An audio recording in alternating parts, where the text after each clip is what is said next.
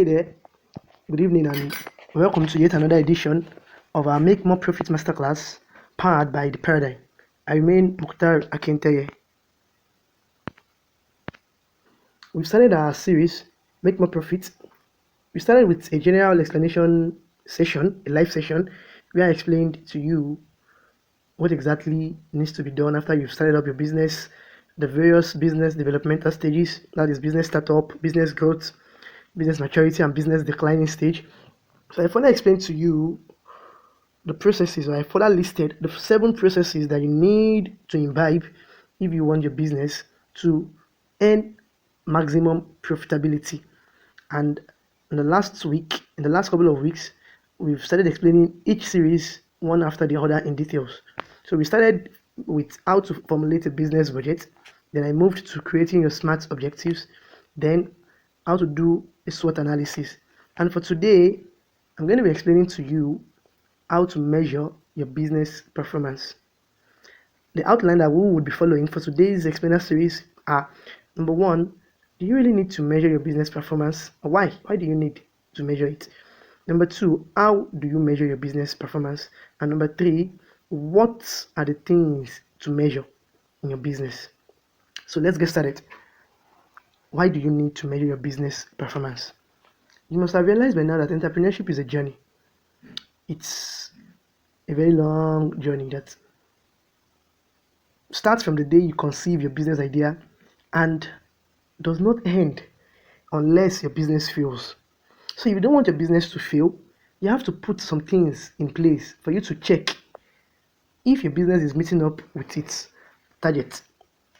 And this is the essence of having a performance evaluation mechanism for your business. Now, how do you measure your business performance? Before I go to the how, before I start listing the steps and explaining them, there's a need for you to understand that the market that we all play in changes from time to time, irrespective of the industry you serve. It is not stagnant, it is not static.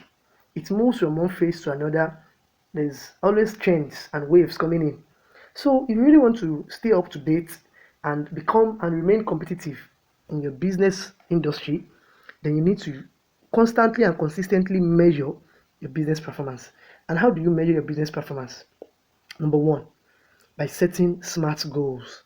It is funny how every of the processes I listed in the first class are interrelated and how they keep popping up when I explain the others. Starting from how to formulate a good business budget, to how to create SMART goals, to SWOT analysis, and now to measure your business performance. All these processes are related to one another, and one cannot really succeed without the other. So the first thing you need to do in order to measure your business performance is to set goals. Remember that I said you should create SMART goals, SMART objectives. Now your objective is going to be SMART if it has a measurability factor. Don't forget the M in SMART stands for measurable. So if your objective is measurable, then you're already on track to measuring your business performance. And there are lots and lots of goals, objectives that you could set for your business. You could go back to the video on creating your SMART objectives where I explained in detail how to create SMART goals, and I gave lots and lots of examples. But for the purpose of today, let me just rush through a few more examples. Your SMART objectives could revolve around generating more leads, as in more customers. It could revolve around making more sales. It could be increasing your operational efficiency. It could be you gaining a bigger market share. Don't forget that I said under SWOT analysis that the market share is the percent of the total market that your business is servicing. So let's say you want to sell clothes in Lagos. You cannot possibly sell clothes to everybody in Lagos, but if you could get just a 2% market share, then I tell you that you're going to be making profit. Now, your goal could be to get a bigger market share.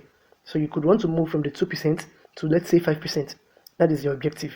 You use the SMART tool to make it a smart one, and that is the very, very first thing you need to do. You have to create SMART objectives. Number two, in the steps you need to take if you want to measure your business performance is to develop key performance indicators. You should have heard of the abbreviation KPI.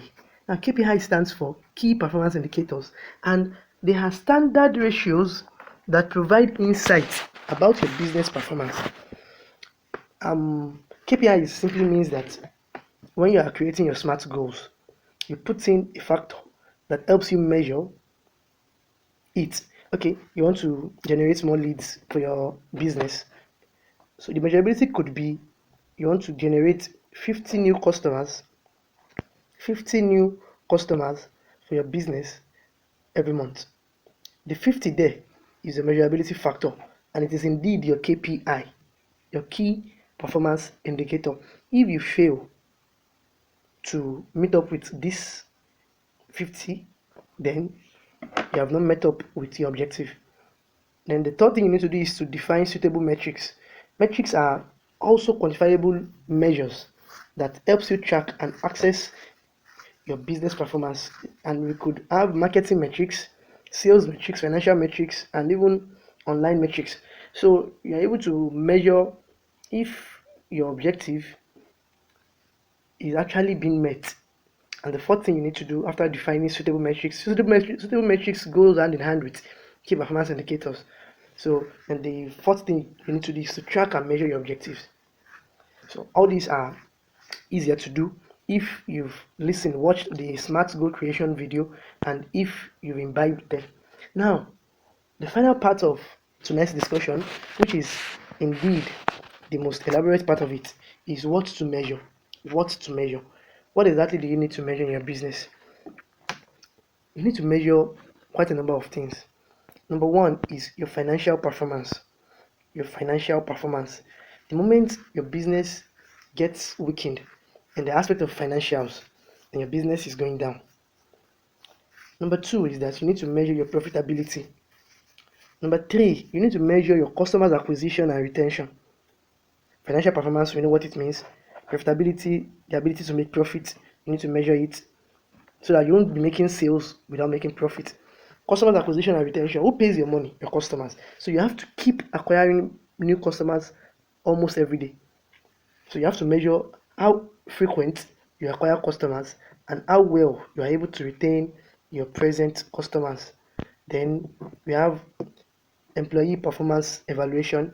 So there's a need for you to also measure how your employees, how your team are doing. Are they meeting up with their roles? Are they doing what they ought to do? You need to know this. And lastly, you have to measure your competitor analysis. So you have to do an analysis and know how your business is faring as compared to your competitors.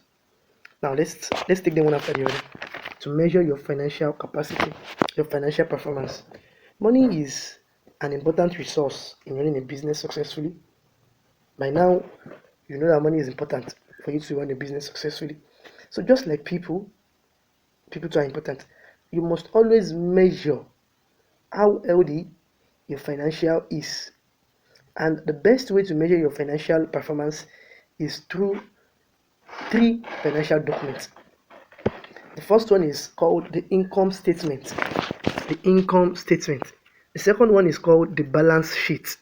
And the third one is called the cash flow statement. Briefly, the income statement is also referred to as the profit and loss statement, and it measures the profitability of your business over a certain period of time. Basically, what an income statement does is to list your expenses, then list your sales, then subtract the sales from the expenses. Whatever you have is either your profit or your loss. If after subtracting your sales, okay, if after subtracting your expenses from your sales, if you have a positive number, then you've made profit. But if you have a negative number, then you've made a loss. So by consistently doing this, you get to know if you are making profit or loss, and it helps keep your business in check. If you are making loss over a certain product, you know which product is making loss, and you know how to leverage on that. So that is the number one essence of measuring your profit and loss through your income statement. The number two thing you need to do is to measure your balance sheet. The balance sheet simply helps you know what you really have against what you owe. If in your balance sheet you know exactly what assets you have, balance sheet is basically assets versus liability. Assets are what you own, liabilities are what you owe. So your rent, your salaries, and stuff like that, they are your liabilities. Meanwhile, your business equipment and all those other stuff that belongs to your business are your assets. The third document that you need to have in order to track your financial status is the cash flow statement. Now, a cash flow statement is a financial statement that provides data regarding all cash coming in into your company, either from its ongoing operations or from its external investment sources. Don't forget, your business is successful to an extent. You could easily just invest in other businesses to get external investment um, earnings. So your cash flow statement actually records the cash, not sales, cash, the cash coming in into your business versus the cash flowing out from your business. So the cash flow makes you know how liquid your business is, how liquid your business is. So I think those three documents essentially helps you measure your financial ability as well as your profitability. Now, number two, customer customer acquisitions and retention. One of the most important thing that you must always ensure that your business continuously works on is to satisfy your customer. The truth is, if your business does not have customers, no matter how good your products or your services are, then you would not make a dime. So customers are important. Some people would say customers are king. If your customers are not satisfied with whatever thing you've done to them, perhaps the attitude of your employees, or maybe you are late in delivering your products to them and other things, then they won't patronize you again. And there are different ways to get your customer satisfied.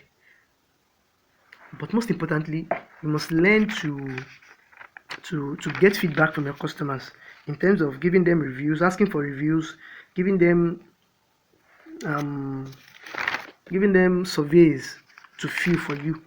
So yes, you could use questionnaires, you could use social media polls. All these are ways for you to get your customers to tell you what they want. You see, there's one secret you need to know about businesses. The best people to dictate how your business should run in terms of what products you should bring to the market, what services you should offer are your customers. And the best way to get that from them is to continuously, consistently engage them, either through reviews, through surveys, through questionnaires, through social media polls, and what have you. So that is number two. Before I go under profitability, there are various types of profit that your business could make. It is important for you to know each of these profits so that you won't be mixing them together. There is a difference between your operating profit and your gross profit, your net profit, and your return on capital.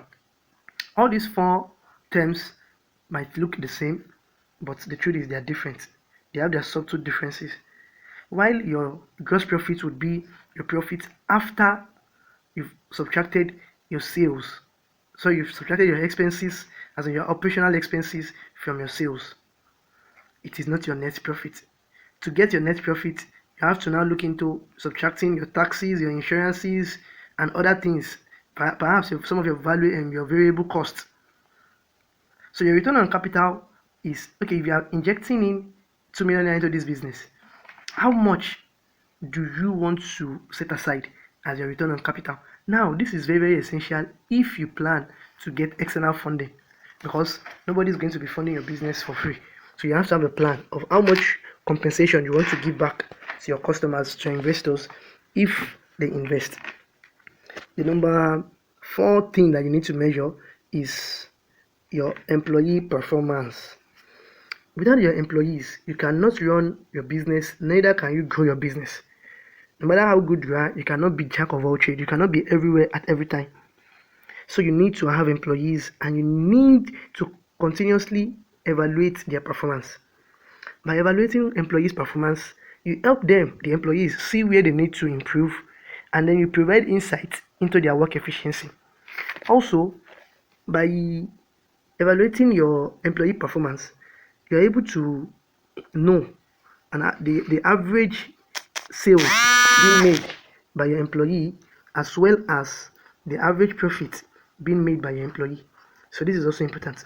You'll be able to know which employee is fastidious and which one is lazy, which one has more time on his hands and you can add up to their job roles, and which one has lots of tasks and they have not been able to meet up with their targets.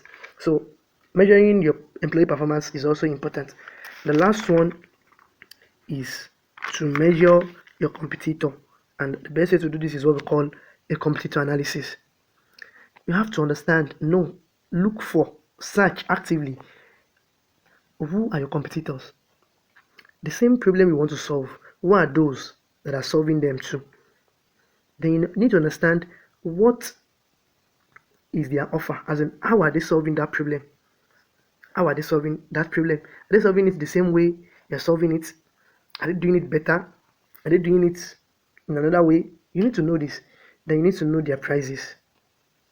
How are they charging their customers? Then you need to know their strength, as in what is their competitive advantage over others, over you. So here, I would refer you back to SWOT analysis. Don't forget that under SWOT analysis, I explained to you the need for you to do a strength, weakness, opportunities, and threat analysis. So the moment you have you measure your competitors processes in terms of who they are, what they offer, what their prices are, what are their unique advantage, you are able to go back to your own business and reevaluate your business. So you know that okay, your competitors perhaps their their prices are much more higher than yours.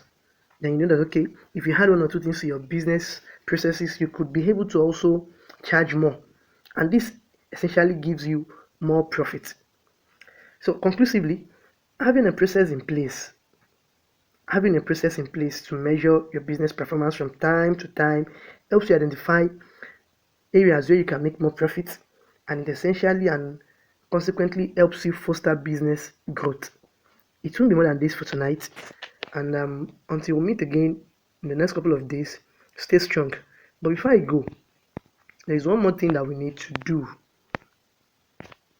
If you're yet to watch the other videos, please do. As I mentioned, all these processes are interconnected, and this is to inform you that in a couple of weeks to come, the Paradigm will be launching its website where we can help you as a business development agency to become the better version of yourself.